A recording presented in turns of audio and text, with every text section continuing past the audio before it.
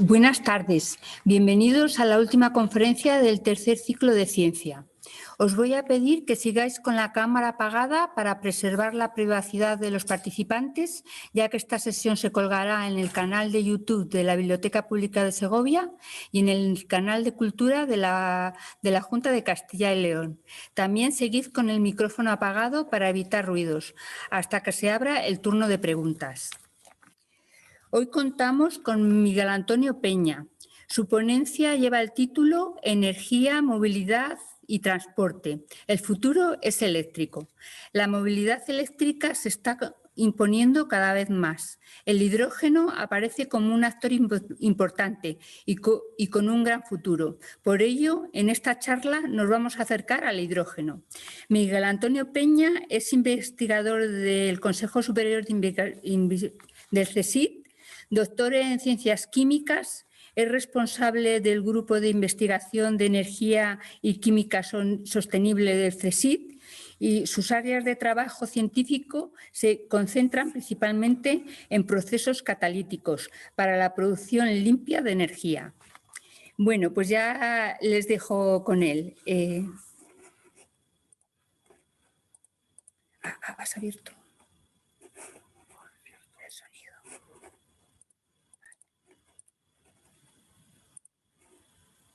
Buenas tardes a todos los asistentes y saludos a los que estéis viendo este vídeo a través del canal de YouTube. A lo largo de esta presentación voy a intentar acercaros al mundo del transporte y la movilidad, sobre todo desde el punto de vista de la energía necesaria y las emisiones que se producen. Y al final vamos a intentar ver cómo el futuro probablemente será eléctrico. Para hacer una pequeña aproximación, me gustaría presentaros cómo es el consumo de energía en España. Aquí representamos por porcentajes lo que utilizamos de petróleo, lo que utilizamos de gas natural, carbón, nuclear y energías renovables. Y como se puede ver claramente, los productos petrolíferos, la energía que viene del petróleo, se lleva casi la mitad de la energía que utilizamos en España. Una buena parte, casi una cuarta parte, es de gas natural. Todavía se utiliza bastante carbón, como podéis ver, y ahí tenéis a las renovables con cerca del 14%. Pero me gustaría también indicar que de toda esa energía, la producción interior, o sea, el origen de la energía nacional, es una pequeña parte. Básicamente son las renovables, el 100% de las renovables sería producción nacional, excepto una cuarta parte de la biomasa, que viene de importación de biomasa a otros países, con el necesario gasto de energía para transportar la biomasa hasta España. Y el Ministerio suele incluir también la nuclear, aunque lo he puesto, como veis, entre comillas, como de producción nacional, aunque no sea del todo correcto. Y desde luego, en España la cantidad de petróleo y de gas natural que hay es despreciable y el carbón en los últimos años ha venido contribuyendo con algo más del 10% y esa cantidad será cero en el futuro.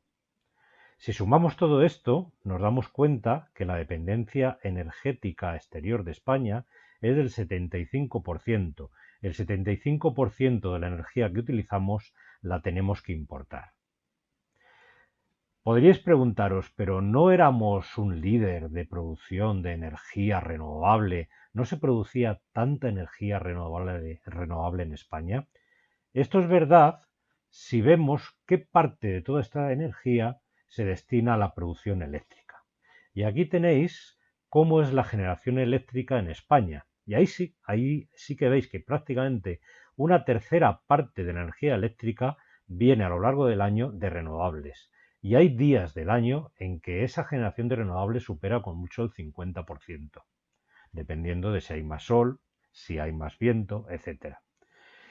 Y en esa distribución de renovables, ya veis que la hidráulica tiene una parte considerable, pero sobre todo es producción eólica y una parte es solar, tanto fotovoltaica como termoeléctrica.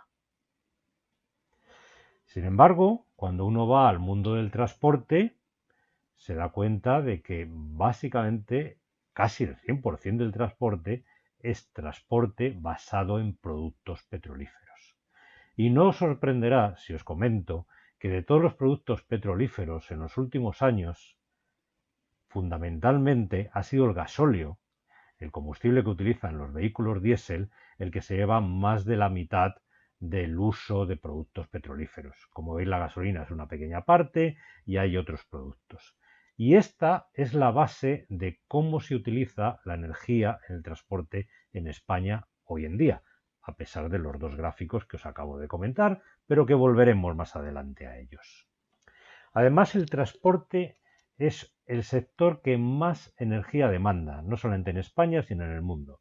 Aquí tenéis algunos datos de España, veis que el transporte es casi la mitad de la demanda de energía. Hay una parte que se dedica a la industria, aproximadamente una cuarta parte, y veis ahí que sumando servicios y residencial, que básicamente es la energía que utilizamos en las ciudades, eso viene a ser como otra tercera parte. Y de ese transporte que tenéis ahí, un 43%, básicamente el 77% es transporte por carretera, nuestros camiones y nuestros vehículos, nuestros turismos.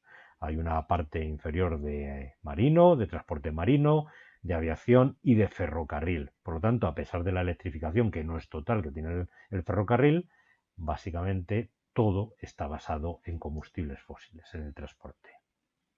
La manera de utilizar los combustibles fósiles en los vehículos suele ser a través de los motores de combustión interna, los cuales conocéis perfectamente, están representados ahí los típicos cilindros que llevan estos motores y que hay dos tipos, los basados en el ciclo Otto, que son los motores de gasolina, y los basados en el ciclo diésel, que evidentemente son los motores diésel.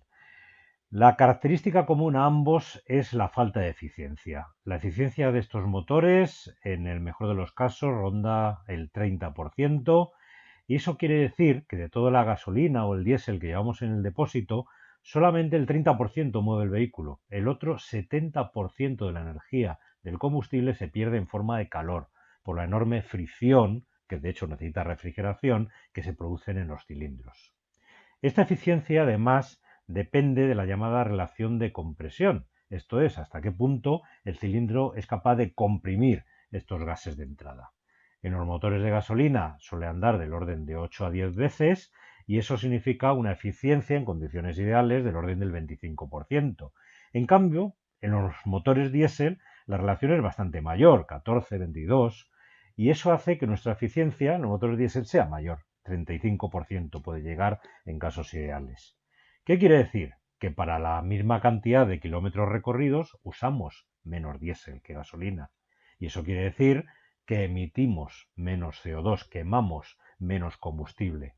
Este hecho ha permitido que durante los últimos años se haya extendido el uso de los motores diésel precisamente basándose en el hecho de que las emisiones de CO2 son menores que las de gasolina para el mismo número de kilómetros recorridos. Pero eso sí, las emisiones de partículas y NOx, otros contaminantes que veremos ahora, son mayores en los motores diésel y esto hay que tenerlo en cuenta. Vamos a ver precisamente ahora estos contaminantes. Aquí tenéis un listado más o menos exhaustivo de las diferentes emisiones de contaminantes que se producen en un motor de combustión interna. Si la combustión fuera perfecta, dado que los combustibles fósiles en su composición lo que tienen es sobre todo carbono e hidrógeno, al reaccionar con el oxígeno del aire darían lugar a CO2 y agua. Son los productos básicos en que se convierten los combustibles fósiles cuando se queman con aire. El agua no tiene mayor problema, pero el CO2 es precisamente el que se acumula en la atmósfera. No es un contaminante local, no es, excepto en el caso que se acumule en un lugar cerrado, un contaminante que nos vaya a afectar a la salud. Pero sí que produce un aumento constante de la cantidad de CO2 a nivel global de toda la Tierra, que es precisamente la que ha dado lugar al efecto invernadero y por lo tanto está dando lugar a un cambio climático. Fuera de estos productos, los siguientes, si estos ya empiezan a ser tóxicos a nivel local, o sea, a la persona que los respira en el lugar donde se producen, en las grandes ciudades sobre todo, están los hidrocarburos que no se han quemado, el combustible fósil sin quemar, y el monóxido de carbono, el CO. El monóxido de carbono os sonará porque es producto de la combustión incompleta de sistemas como las estufas, que funcionan mal, o los infiernillos, o sistemas que en general funcionaban en nuestras casas y no hacían buena combustión. Cuando esto ocurría, en lugar de producirse CO2, se producía CO, monóxido de carbono, que a todo el que estuviera en el sitio donde se producía daba lugar a su muerte, ya que es un producto altamente tóxico. No ocurre lo mismo en los vehículos de combustión interna, evidentemente no se emiten cantidades tan tóxicas, pero sí que se emiten cantidades pequeñas que no son tampoco buenas para la salud. El siguiente muy conocido son los óxidos de nitrógeno. Estos óxidos de nitrógeno pueden ser el NO o el NO2, se representan por lo tanto habitualmente como los NOx, y son productos de la reacción del oxígeno y el nitrógeno que hay en el aire que dentro del cilindro llegan a reaccionar para dar lugar a estos óxidos de nitrógeno. Y como digo, se producen fundamentalmente porque a altas presiones de los diésel se producen más en los motores diésel. Otro contaminante que ya se elimina bastante menos que hace años son los óxidos de azufre, sobre todo el SO2. Estos se producían por la oxidación del azufre que había presente en los combustibles que utilizábamos. Esta cantidad de azufre, luego lo veremos, ha bajado enormemente en los últimos años y por lo tanto es un contaminante que se está emitiendo bastante menos. El último del que voy a comentar bastante son las partículas en suspensión. Estas partículas también son producto de una combustión incompleta de los hidrocarburos que forman parte de nuestros combustibles. Igual que cuando hacemos en la cocina un filete y nos pasamos calentando, se produce una especie de carbonilla que vemos por su tamaño. Aquí también se produce esa carbonilla, pero de un tamaño totalmente invisible. Son partículas tan pequeñas que quedan suspendidas en el aire cuando salen del tubo de escape, y algunas tan pequeñas por debajo de 2 micras de tamaño son capaces de entrar en nuestros pulmones, atravesar nuestros alveolos y llegar hasta la sangre, siendo especialmente tóxicas.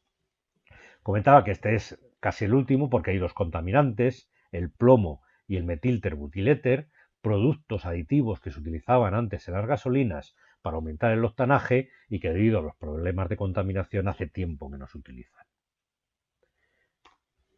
Justamente basándose en estas emisiones preocupantes en la Unión Europea y en otros países, sobre todo a partir de los años 70 y 80, se crearon unas legislaciones que en Europa se han dado en llamarlas Euro 1, Euro 2, hasta la actual Euro 6, que han ido cambiando a lo largo de los años y que han ido imponiendo límites a la máxima cantidad de contaminantes en gramos por kilómetro que un vehículo que se vendiera en la Unión Europea podía emitir.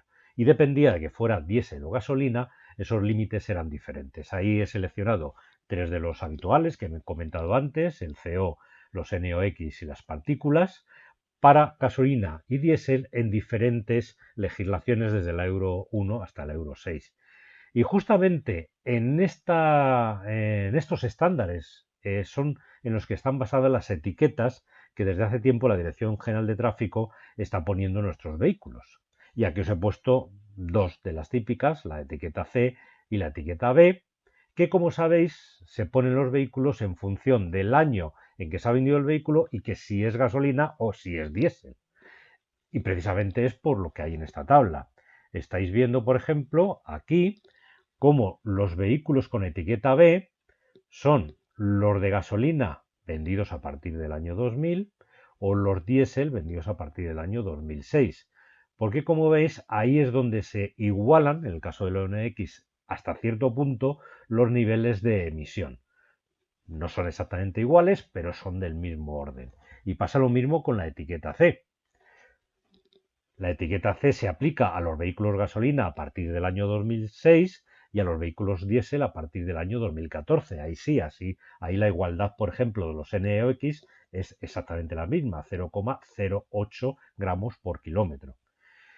Como veis, que un vehículo de gasolina o diésel contamine más o menos no solamente depende de la tecnología en sí, si es gasolina o es diésel, sino del año de fabricación, porque los fabricantes han ido imponiendo límites para poder cumplir esta legislación. De hecho, la Euro 6 tiene varias normas adicionales. Creo que este año la que se está siguiendo es la Euro 6D, y un vehículo diésel que cumpla la Euro 6D va a contaminar en emisión, por ejemplo, de NOx, bastante menos que un vehículo de gasolina del año 2000, por poner un ejemplo. Con lo cual, no es la tecnología diésel o gasolina la que define las emisiones, sino justamente su nivel de cumplimiento de estos estándares. ¿Cómo hacen los fabricantes para cumplir estos estándares? Pues hay dos vías. Uno es reformular los combustibles que estamos usando desde los años 70, que han cambiado mucho, y otro es cambiar la tecnología del vehículo. Los combustibles se han ido reformulando sobre todo en la parte que os comentaba de emisiones de SO2, de óxidos de azufre. De hecho, el contenido de azufre, a partir de un método que se llama HDS, elimina una buena parte del azufre de la gasolina y del diésel, desde 500 partes por millón que tenían algunas gasolinas de los años 70 y 80, hasta llegar a 10 partes por millón en los últimos años. Con lo cual, la parte de eliminación de azufre ha sido bastante importante en la reformulación de estos combustibles. Eso sí, gastando mucho más energía. Ahí veis en ese gráfico cómo cuanto más pequeña sea la especificación de azufre en ppm, en concentración de la gasolina, mayor cantidad de energía usamos y por lo tanto hay más emisiones de CO2 porque la refinería necesita usar más energía y emite más CO2 para quitar ese azufre. Las gasolinas actuales y los diésels actuales no son sistemas sencillos de producir. Son sistemas que en las refinerías, por ejemplo, demandan una gran cantidad de hidrógeno, porque estos procesos demandan mucho hidrógeno para que se puedan realizar, la eliminación de azufre, como he dicho, por ejemplo, y cada vez consumen más energía. Son productos muy complicados de hacer en las refinerías. Y desde luego lo que es esencial es la tecnología que hay a bordo de los vehículos para poder eliminar estos contaminantes. Una de las más conocidas son los catalizadores que llevan los tubos de escape de nuestros vehículos. Bueno, pues resulta que a un tubo de escape, vamos a empezar con la gasolina, se le está pidiendo que varios contaminantes, fundamentalmente óxidos de nitrógeno, monóxido de carbono e hidrocarburos, sean eliminados y no se emitan a la atmósfera en grandes cantidades.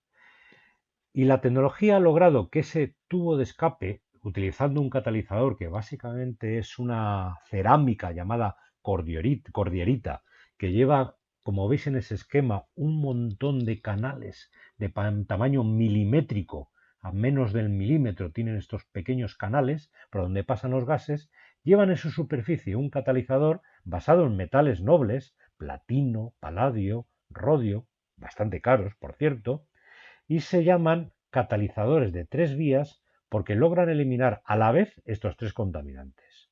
Fijaros, estas son las reacciones que intervienen en el proceso dentro de este catalizador.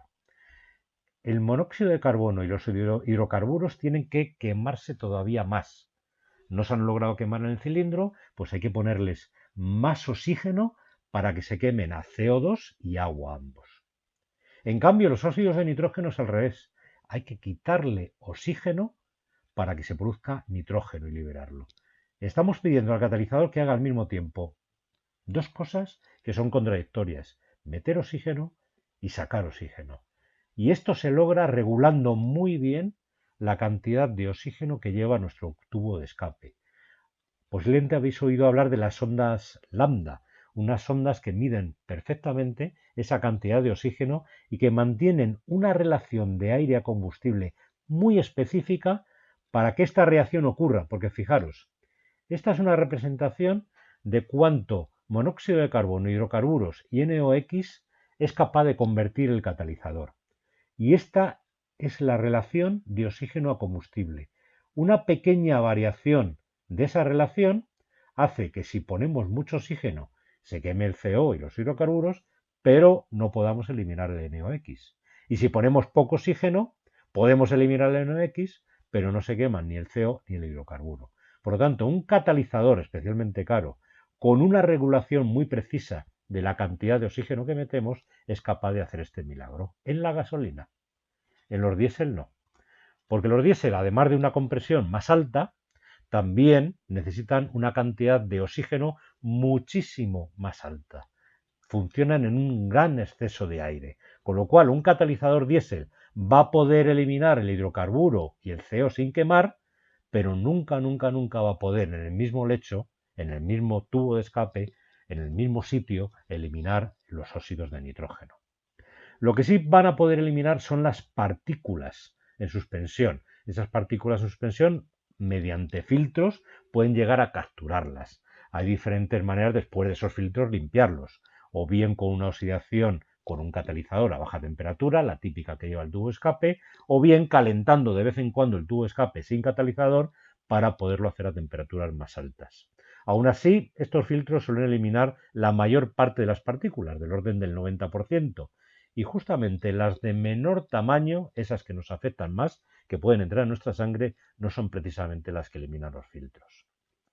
Lo que sí ha conseguido la tecnología de los vehículos diésel que cumplen las últimas Euro 6 es la eliminación de ese óxido de nitrógeno que comentábamos antes, que no se puede hacer en el mismo sitio que la oxidación del CO y los hidrocarburos.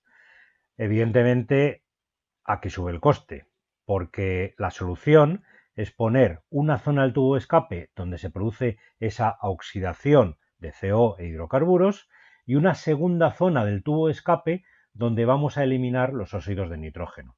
Y para hacer esto hay que añadir urea. Sí, urea, ese producto que mayoritariamente lleva la orina.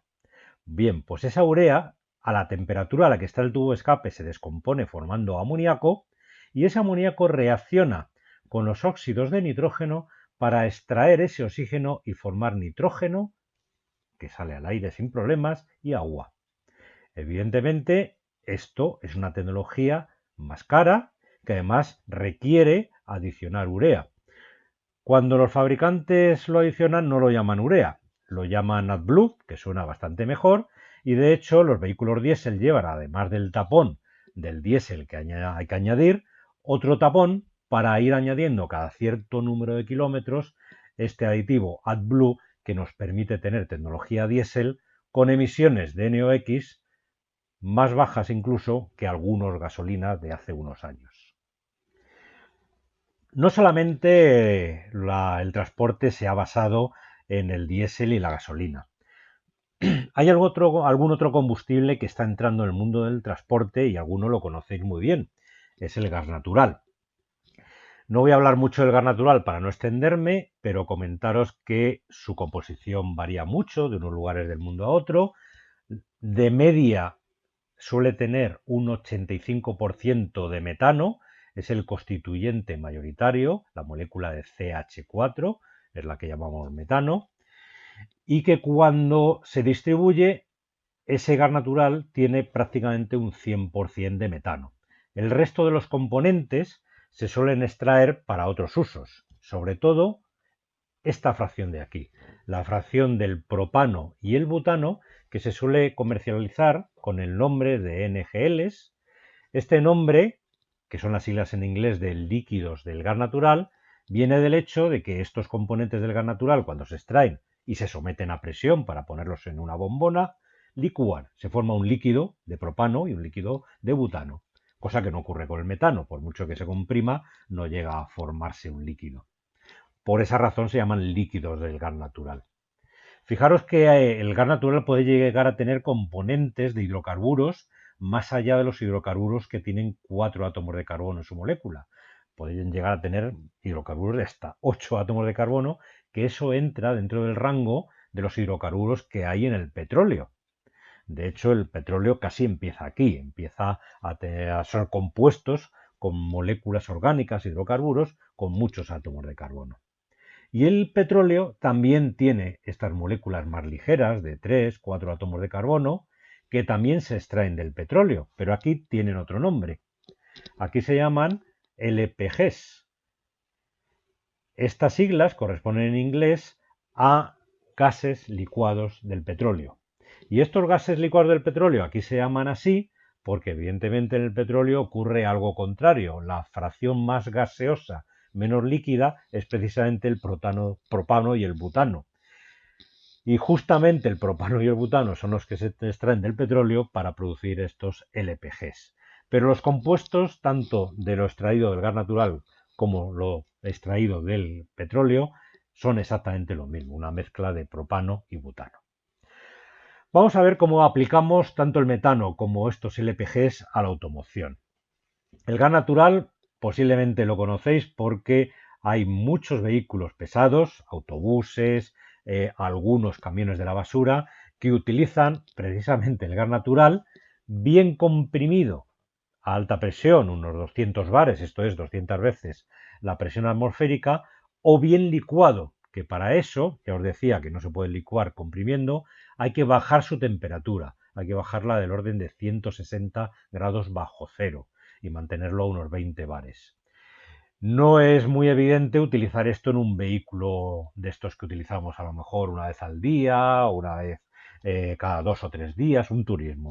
Pero en cambio, en un vehículo que se utiliza todos los días, sí que es factible mantener refrigerado a lo largo del día ese depósito de gas natural a 160 grados bajo cero en algunas aplicaciones. Lo más habitual es utilizar el gas natural comprimido, que es lo que podéis haber visto en muchos autobuses, como este que hay aquí en Madrid, y en otras ciudades que utilizan gas natural.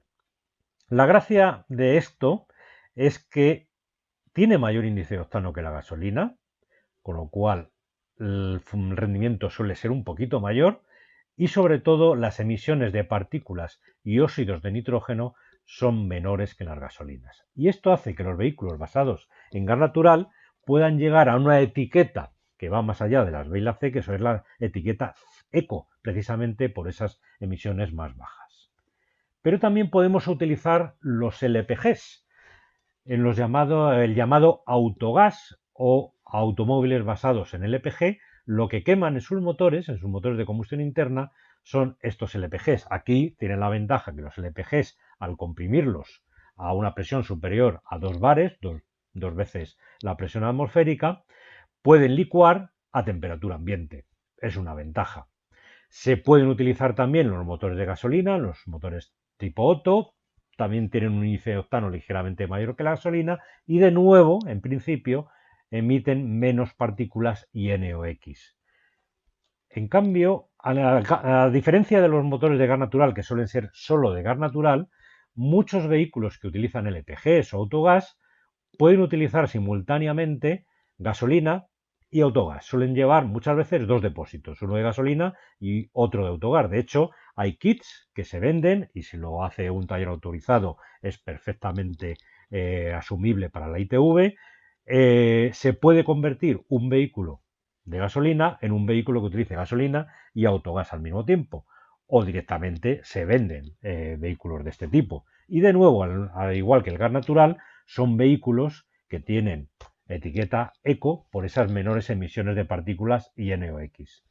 Menores, eso no quiere decir que se reduzcan totalmente, son algo menores. Seguimos teniendo el problema de emisiones de partículas y de NOx también en estos vehículos. Vamos a pasar a los últimos combustibles similares a estos de los que voy a hablar y son los biodiesel y los bioetanoles. Los biodiesel vienen directamente, al contrario de todo lo que hemos visto hasta ahora que viene de combustibles fósiles, vienen de la biomasa, concretamente de aceites vegetales tipo girasol, soja, palma, colza, que tienen gran contenido de aceite, o incluso aceites vegetales usados pueden eventualmente utilizarse para producir este biodiesel. No voy a hablar mucho del procedimiento, solamente comentaros que hay una parte del procedimiento en el que el aceite depurado pasa por una reacción que se llama de transesterificación, que se hace reaccionar al aceite con metanol, produciendo por un lado el biodiesel y por otro glicerina. Esta reacción se parece muchísimo a algo que a lo mejor conocéis muchos. Por lo menos mi abuela lo hacía. Yo recuerdo a mi abuela cogiendo aceite de oliva usado en la cocina y mezclándolo con sosa para producir jabón que además tenía glicerina. Esto es un poquito diferente porque aquí estamos metiendo metanol y lo que producimos es biodiesel, pero esto recuerda mucho esos procedimientos que hacían nuestras abuelas para producir jabón y que mucha gente sigue utilizando. Ahora hay mucha afición también para producir jabón y a lo mejor alguno de vosotros lo hace. Pues que sepáis que tiene que ver con esta tecnología para producir biodiesel. Biodiesel que se puede utilizar solo o mezclado con diésel para nuestros vehículos. Lo más habitual, luego hablaremos un poquito, es mezclarlo en diferentes proporciones y las etiquetas que veréis son de este tipo. Problema que va a tener tanto el biodiesel como lo que vamos a ver a continuación del bioetanol. La competencia con los productos alimentarios. Porque estos productos hay que utilizar grandes extensiones para cultivarlos. Y si estamos haciendo esto en países que precisamente necesitan bastante comida, estamos haciendo que haya una competición, algunas veces desleal, entre el cultivo de productos energéticos y el cultivo de productos que se podrían destinar a la alimentación. Y sobre todo, os he comentado que en España una cuarta parte de la biomasa que se utiliza para productos energéticos se importa. Esto significa que hay un gasto energético, no solamente, por ejemplo, en la propia agricultura, que necesita energía para producirse, sino en el transporte de estos productos basados en biomasa hasta otros lugares del mundo. La gracia que tiene es que la biomasa utilizada, aunque produce CO2, porque al final en los motores de combustión se va a producir CO2, este CO2 lo vuelve a reincorporar la biomasa en el ciclo de un cultivo. Por lo tanto, es un CO2 que no se va a acumular en la atmósfera, al contrario de lo que ocurre con los combustibles fósiles. El segundo, y ahora os lo he adelantado, es el bioetanol o etanol a secas, porque prácticamente todo el etanol que se produce en el mundo viene de origen biológico. Y además muchos lo bebéis. O sea, ese etanol, ese alcohol que hay con la cerveza o que hay con el vino, es el mismo tipo de etanol del que voy a hablar aquí. Porque viene de la fermentación de azúcares. Cuando uno fermenta la uva, se produce el alcohol del vino. Cuando uno fermenta cebada, se produce el alcohol de la cerveza, pero uno puede fermentar remolacha, otro tipo de cereales, caña de azúcar, que tienen mucho azúcar, sorgo, etcétera. Y si fermentamos estos sistemas basados en biomasa, nosotros podemos obtener etanol, que después de un proceso más o menos complicado da lugar a etanol que también podemos utilizar como combustible de los vehículos de combustión interna.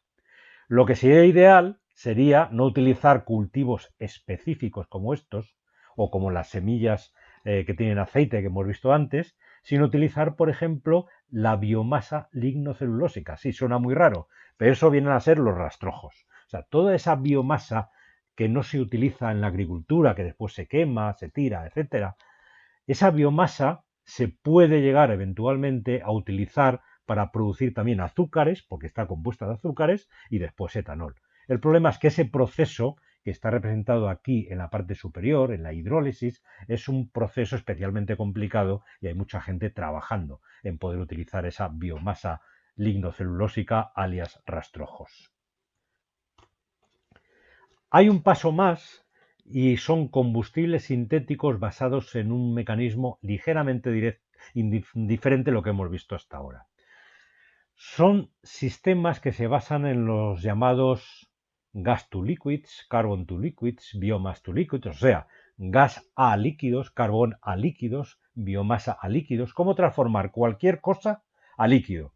Como es cualquier cosa, pues se le llama X to liquids, X to liquids, X to a líquidos. Bien, pues estos procesos, que es producir un líquido a partir de biomasa, podrías decir, pues lo acabas de comentar, Miguel, ¿no? Has dicho que a partir de la biomasa sacamos un líquido que es el etanol por fermentación. Bien, la única diferencia es que estos procesos de XTL están basados en la síntesis de este gas, que es una mezcla de CO más hidrógeno y que se llama precisamente gas de síntesis. Un gas que se puede producir a partir del gas natural por un proceso que se llama reformado o a partir del carbón o la biomasa por un proceso que se llama gasificación.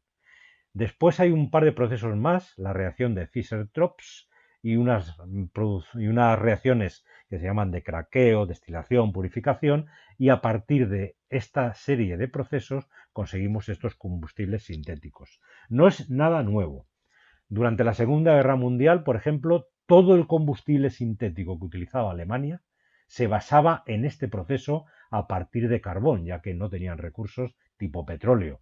O, por ejemplo, durante los años 80, durante las sanciones que sufrió Sudáfrica por el apartheid, el combustible sintético que se producía en Sudáfrica venía de gas natural, que gas natural sí que tenían precisamente por este proceso.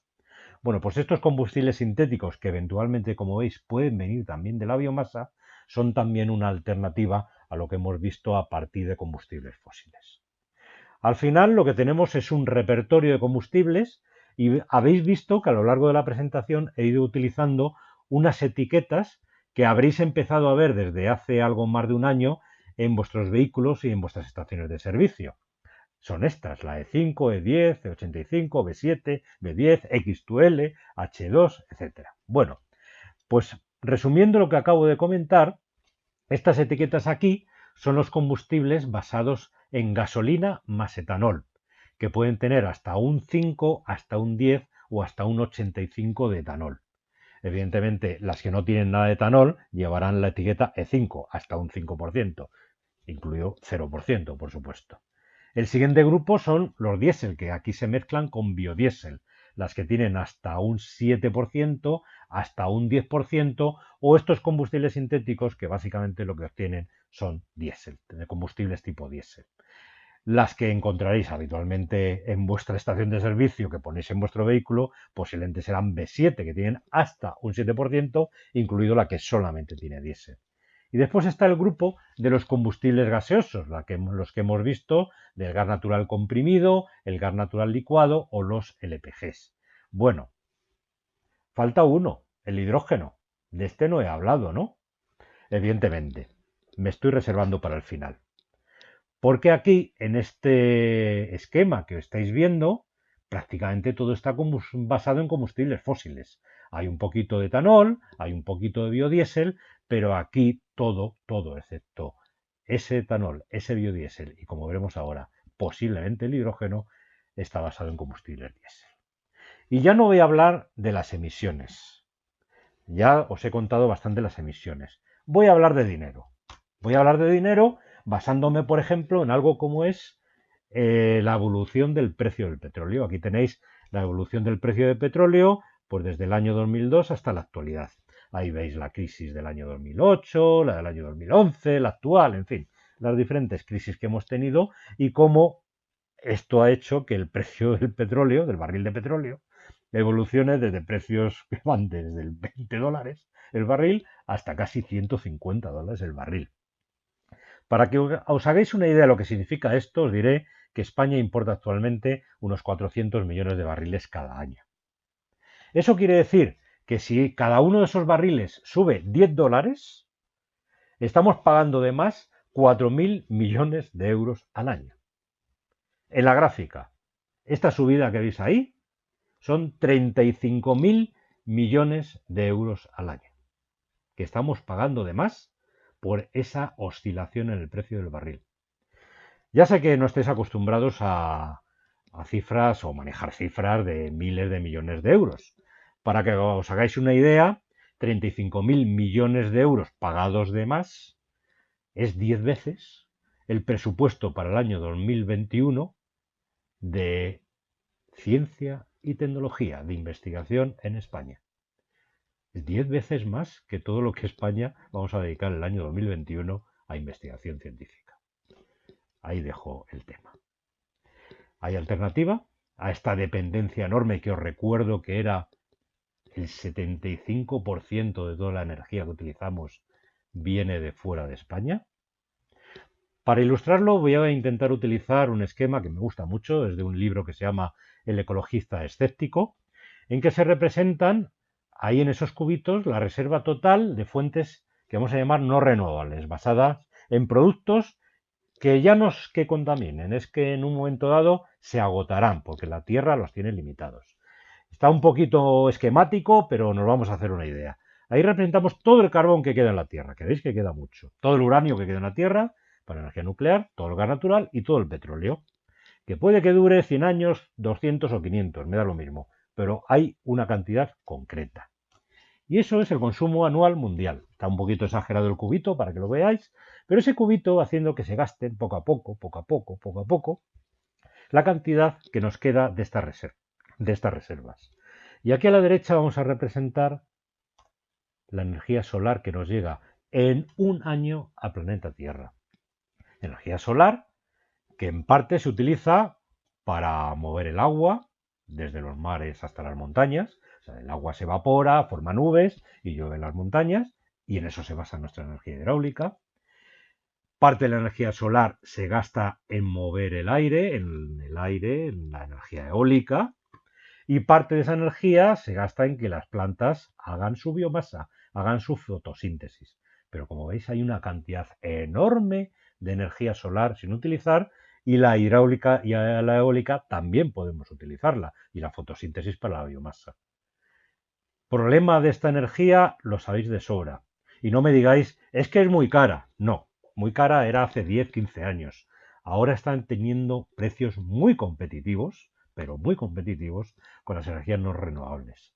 El problema real es que esta energía está cuando le da la gana a ella. Está muy diluida, hay que por lo tanto concentrarla y después acumularla y después almacenarla para cuando no haya. Y eso no es sencillo. No es sencillo porque casi toda esta energía se utiliza mayoritariamente para producir energía eléctrica que se distribuye por la red. Y la red necesita energía eléctrica todo el rato, de día, de noche, en verano, en invierno. Por lo tanto, esa energía hay que acumularla. Al final de la charla hablaremos de este tema, pero tener en cuenta que este aumento del uso de energías renovables lo que va a producir fundamentalmente es un aumento en el uso de la parte eléctrica. Y en el mundo de la movilidad, de lo que estamos hablando es de un vehículo eléctrico que fundamentalmente, el más extendido por ahora, es el de baterías. Es lo mismo que un vehículo de combustión interna, solamente que en lugar de un depósito de diésel o de gasolina lleva baterías, que acumula esa electricidad que hemos producido y lo mueve un motor eléctrico que es el que mueve nuestro vehículo. Y si esta electricidad viene de energías alternativas, el hecho de que estos vehículos lleven precisamente la etiqueta superior o menor de emisiones, que es emisiones cero, está perfectamente justificada. Porque muchos podrían decir, es que estas baterías podrían llevar electricidad que viene de combustibles fósiles. Sí, pero un uso mayoritario del sistema eléctrico con energías renovables hará que esto sea totalmente renovable. Y no es nuevo. Tal vez os sorprenda que antes de la extensión de los vehículos de combustión interna existía una alternativa muy importante y eran los vehículos eléctricos de batería. Y aquí tenéis un ejemplo. Evidentemente la tecnología de baterías y el problema de almacenar esa electricidad no es sencillo. Y digo el problema de almacenar esa electricidad que no la eficiencia, porque cuando uno rellena una batería, uno apenas pierde un poquito por ciento de la electricidad que está metiendo. Tiene una eficiencia de carga cuando se hace despacio, no cargas rápidas, del orden del 90 y tantos por ciento. Y cuando la batería manda electricidad al motor, la eficiencia es también del orden del 90 y tantos por ciento. Como veis, no tiene nada que ver con esa eficiencia de la que hablábamos hace rato, que no superaba el 30%. Además, el vehículo eléctrico de baterías tiene algunas ventajas adicionales, como por ejemplo la recuperación de la energía de la frenada. Cada vez que frenamos en un vehículo eléctrico o sencillamente levantamos el pie del acelerador, el vehículo eléctrico recupera la energía de esa frenada y lo que hace es cargar la batería con esa energía, con lo cual aumentamos enormemente la eficiencia del vehículo. Además, podemos diseñar el vehículo eléctrico de formas muy diferentes a como lo hacemos con un motor de combustión interna, que lleva un motor central que tiene que distribuir su energía de movimiento al resto del vehículo. Podemos hacer cosas como en esto que os he puesto aquí, que es de Siemens, el concepto e-corner, en que cada rueda lleva su propio motor eléctrico en función de la necesidad que lleva esa rueda, el motor eléctrico va a actuar. Y podemos hacer esto con la distribución de energía a lo largo de todo el vehículo. Además, los motores eléctricos son de un mantenimiento prácticamente nulo. Yo conduzco desde hace 5 años un vehículo eléctrico de baterías, todos los años lo llevo al concesionario para la revisión y me siento un poco engañado porque la revisión casi consiste en ver que los amortiguadores están bien y en rellenarme un poquito el líquido limpia, poco más, porque el motor eléctrico no necesita ningún mantenimiento, se reducen enormemente las averías. Además, la conducción es igual de eficiente en ciudad y carretera. Vamos a gastar más electricidad cuanto más deprisa vayamos, pero en ciudad, en un atasco, si no nos movemos, aquello no gasta nada, cosa que no ocurre con el motor de combustión interna, como hemos visto antes. No solamente existen motores eléctricos de baterías puros, sino que habréis oído hablar también la hibridación entre vehículo eléctrico y vehículo de combustión interna.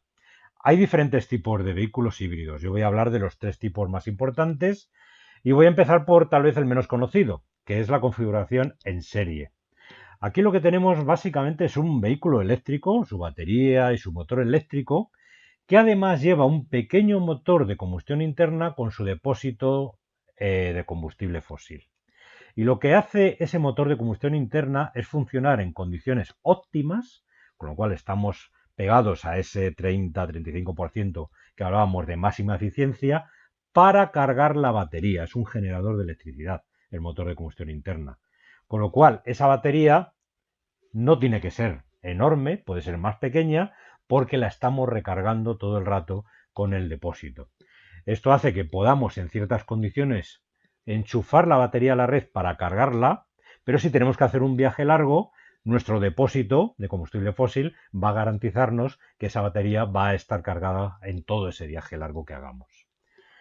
Una un poquito más habitual, que a lo mejor habéis oído hablar, es la configuración en paralelo, en la cual el motor eléctrico hace como de ayuda en la tracción al vehículo que tiene principalmente un motor de combustión interna. Y de paso también recarga la batería.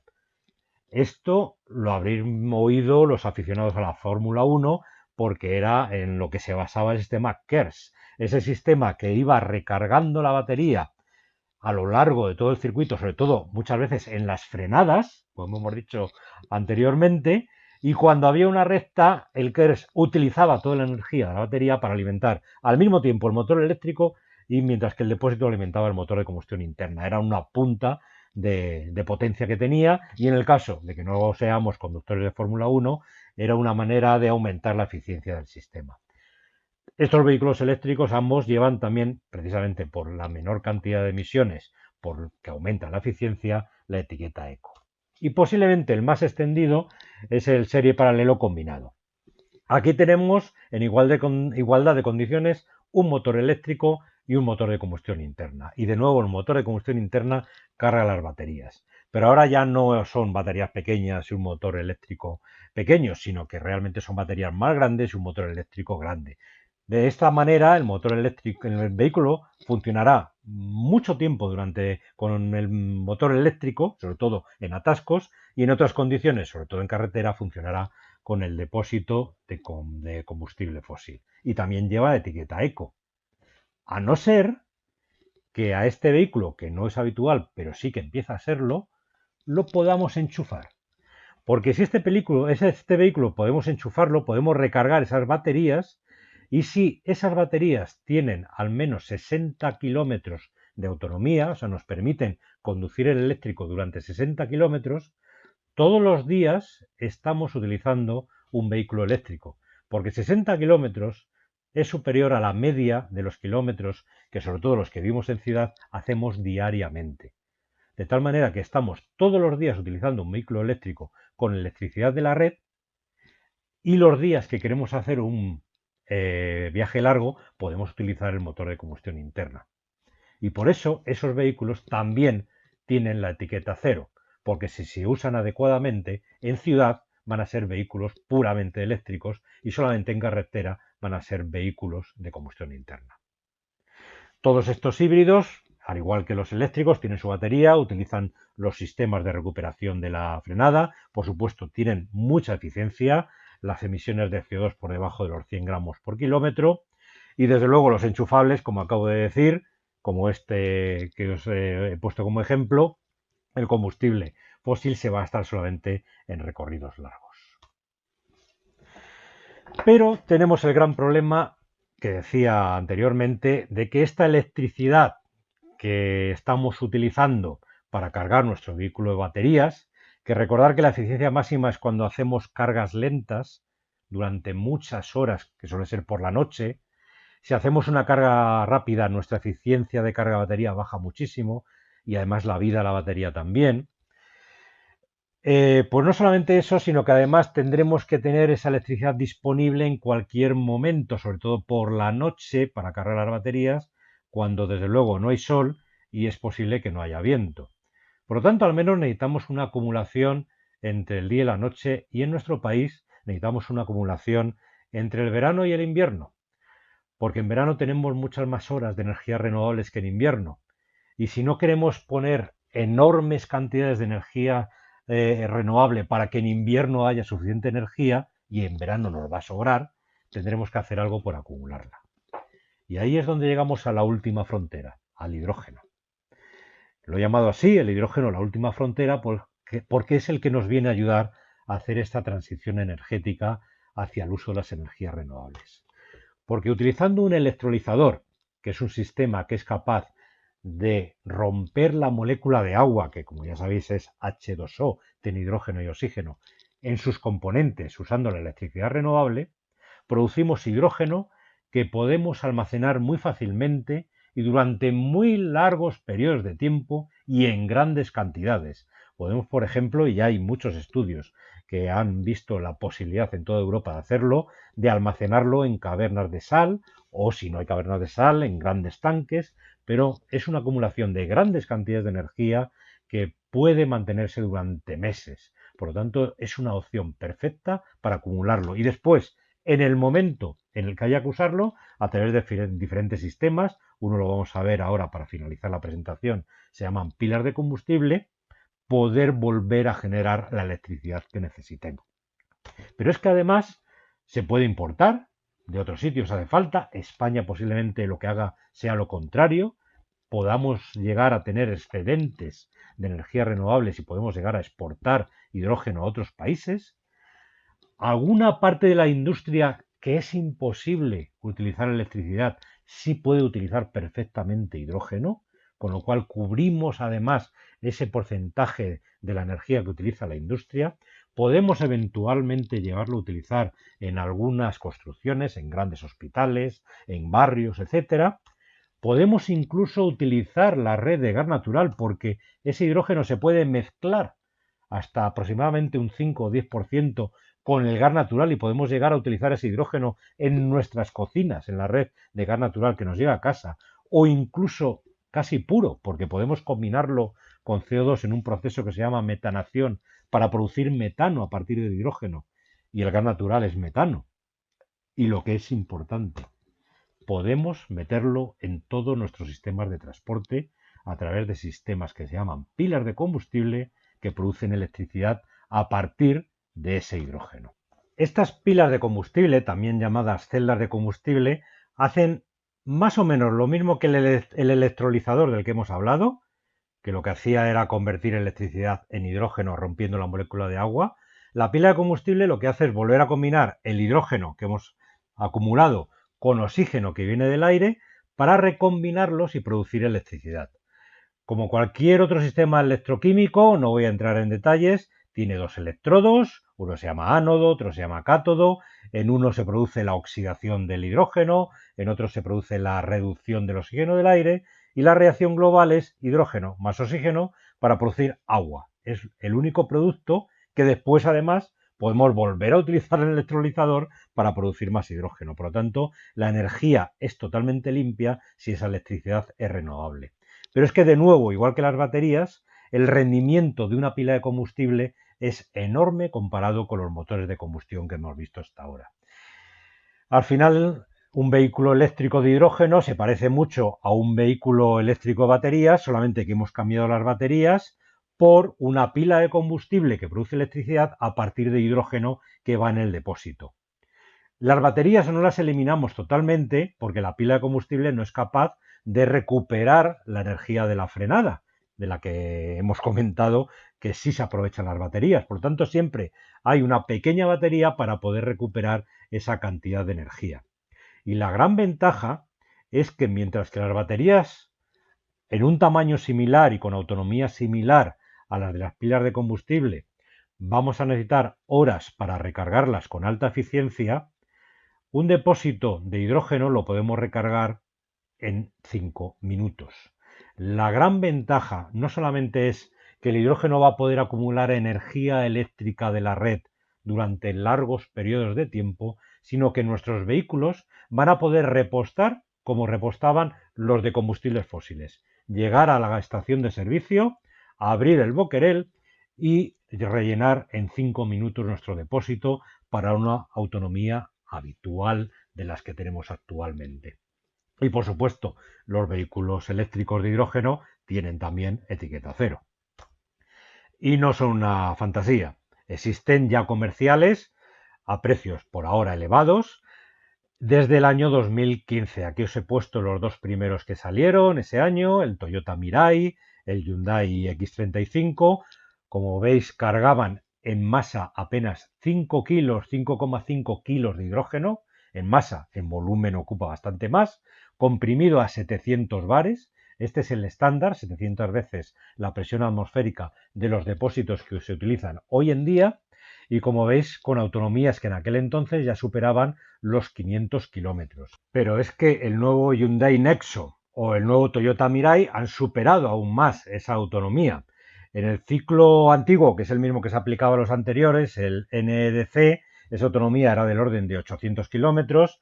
En el ciclo nuevo, que se viene aplicando durante el último año, pues esa autonomía es de 650, 666 kilómetros, como veis aquí.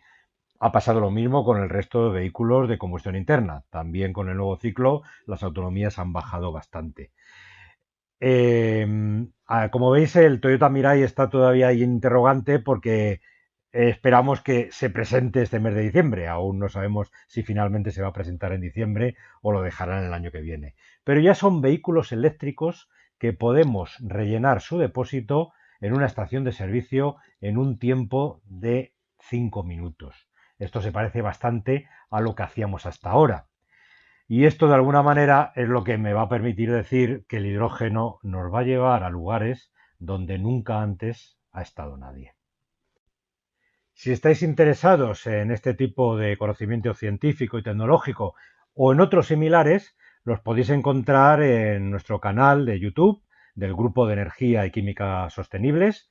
Podéis encontrar el canal buscándolo por este nombre. Y ahora solamente agradeceros vuestra atención y a los que estáis online, si tenéis alguna pregunta, intentaré contestarla de la manera más adecuada a partir de ahora. Muchas gracias a todos.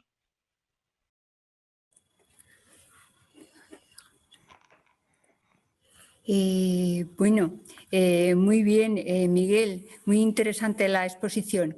Voy a abrir el turno de preguntas. Las preguntas las podéis hacer a través del chat o bien en el audio me pedís ver y yo os voy pasando la palabra. Pues nada, cuando queráis.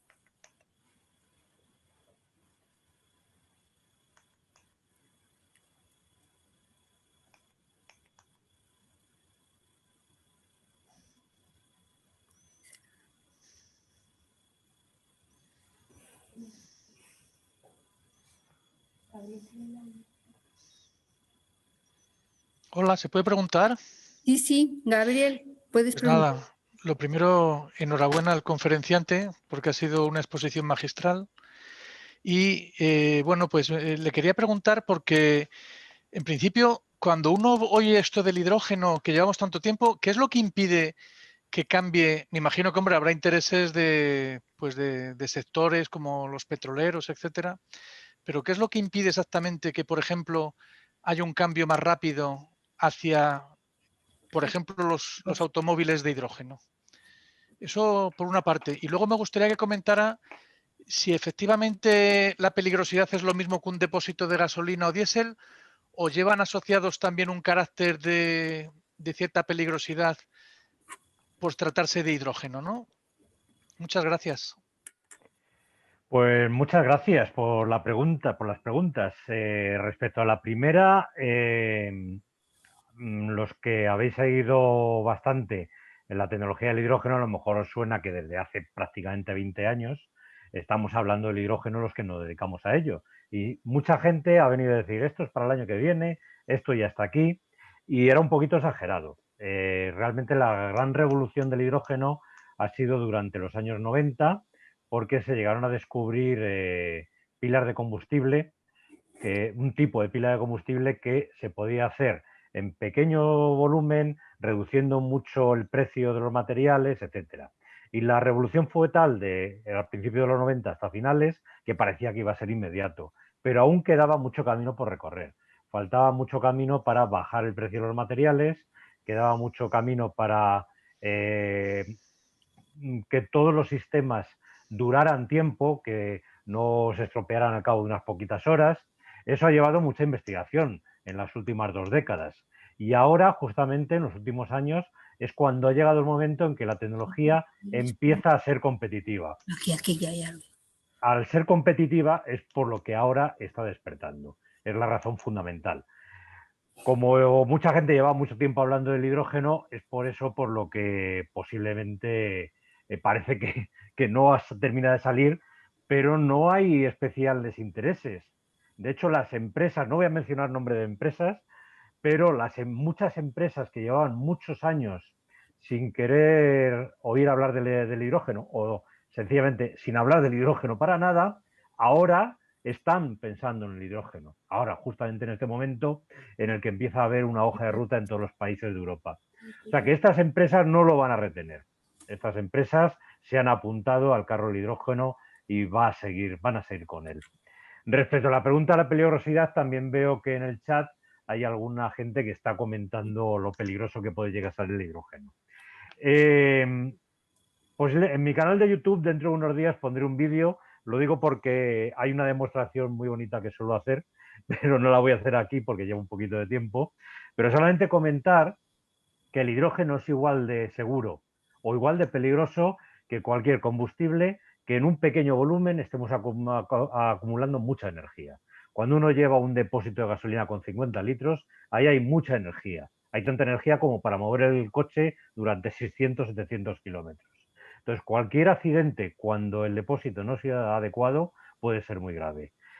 Con el hidrógeno pasa lo mismo. Hay que poner un depósito adecuado que no es el de la gasolina, son depósitos diferentes, pero que se someten a las mismas pruebas. De hecho, hay una prueba muy espectacular en la que se dispara con una bala de alto calibre un disparo al depósito de hidrógeno de gasolina. Y el depósito tiene que permanecer estable. Hay, por supuesto, las típicas pruebas de choque, de rotura de los depósitos, etcétera. Y mientras un coche esté homologado, es un coche tan seguro como un coche de gasolina o un coche diésel. En algunos accidentes incluso es más seguro, porque el hidrógeno tiene una gran ventaja y es que es un gas y un gas muy ligero, con lo cual todos los coches están diseñados para que si hay una fuga el gas vaya al exterior y ese exterior es la parte alta del vehículo, con lo cual si hay un accidente de combustión del hidrógeno va a ser en zonas superiores alejadas de la cabina, mientras que la gasolina muchas veces es al revés, tiende a quedarse dentro de la cabina y hay coches de gasolina que pueden llegar a quemarse. Resumen, es igual de seguro o igual de peligroso que cualquier otro combustible. Por cierto, las baterías de litio que acumulan mucha cantidad de energía también son peligrosas si se utilizan mal o no están mantenidas bien. Hay incendios de vehículos eléctricos de baterías, pero si se está homologado, tienen mantenimiento, etcétera, un coche de gasolina, un coche de baterías y un coche de hidrógeno tiene las mismas garantías de seguridad. Creo que la otra persona que me preguntaba por esto me decía también el uso de depósitos de agua en altura. Esto es otra pregunta, perdón. Sí. Ahora Rosa dice, ¿cómo se incorpora el CO2 de nuevo a la biomasa? Ajá. Ese es el proceso de la fotosíntesis. Cuando una planta lo que hace es producir su material, sus hojitas, sus tallos, sus frutos, lo que hacen, resumiendo mucho, es utilizar energía solar, esa es la fuente de energía, y materiales que encuentra alrededor. Con la energía solar y esos materiales produce desde una ramita hasta un melón, dependiendo de la planta, por supuesto. ¿Y cómo hace ese melón o esa ramita? ¿Qué materiales utiliza? Los más abundantes que tiene cerca, que son agua, la planta necesita agua, y CO2. CO2 de la atmósfera. Esos son los materiales básicos. Todos los materiales de la biomasa, que son moléculas que tienen carbono en su interior, ese carbono viene del CO2. Y el hidrógeno, que tiene también la estructura, viene del agua. Combinando CO2 y agua en un proceso muy complejo que se llama fotosíntesis, se producen todos los materiales de la planta. Las moléculas de la planta, de la biomasa, hay otras cosas que necesita, como nitrógeno, fósforo, potasio, eso lo sacan de los fertilizantes. Pero eso son cantidades muy minoritarias. La gran cantidad de átomos que tiene la biomasa, el melón o la ramita, es carbono, hidrógeno y oxígeno. Y eso sale del CO2 y del agua. Esa es la manera que tienen las plantas de incorporar CO2. Por lo tanto, si esa biomasa la quemamos para producir CO2, ese CO2 después las plantas lo van a volver a incorporar para producir más biomasa. Ahora José y Belén dicen, ¿es peligroso el H2 en caso de accidente? ¿El uso de depósitos de agua en altura como en el Hierro o en la central de Tabascán no sería interesante en el resto de la península? Sí, la primera pregunta es la que decía yo que había visto, que ya la he contestado, la peligrosidad del hidrógeno, pero si tenéis alguna duda, ver mi canal dentro de unas semanas que pondré el vídeo. Y respecto a la técnica que se llama bombeo, esto que estáis hablando es bombeo, es una técnica de acumulación muy eficiente también, incluso más que el hidrógeno, porque estaba hablando que la gran ventaja del hidrógeno es la acumulación de grandes cantidades de energía durante largos periodos de tiempo. Bueno, pues el acumular agua en altura, el bombeo de agua en una central hidroeléctrica desde la parte baja a la parte alta, puede acumular todavía más cantidad de energía, porque los pantanos son enormes, y durante muchísimo tiempo, todo el tiempo que esté el agua ahí metida. Gran problema, por ejemplo, en el caso que has comentado de hierro, que ha sido una solución perfecta para la autonomía energética del hierro, usar energía eólica y bombeo para subir agua a la altura más alta que tiene la isla del Hierro, ha conseguido que la isla del Hierro en la parte eléctrica tenga autonomía. Pero ahí está, los coches siguen funcionando con combustibles fósiles en el Hierro. Para conseguir eso ya no queda más sitio en el Hierro para poner agua en altura. Y eso lo puedes extrapolar al resto de los países, la península ibérica. Todos sabemos la cantidad de centrales hidroeléctricas que hay y que cada vez que se hace una central hidroeléctrica hay que hacer un gran pantano que acumula agua en una gran cantidad de territorio. No queda ya mucho más territorio para hacer eso. Con lo cual, aunque es una ayuda perfecta, es una manera de acumular una parte de la energía eléctrica, solamente un porcentaje relativamente pequeño de toda la electricidad que necesitamos se va a poder hacer de esa manera. No quiere decir que renunciemos a ella, es que hacen falta todos los recursos que tengamos, el hidrógeno, las baterías, van a hacer falta para poder acumular energía eléctrica. No tenemos que renunciar a ninguno de ellos. Bueno, ¿alguna pregunta más?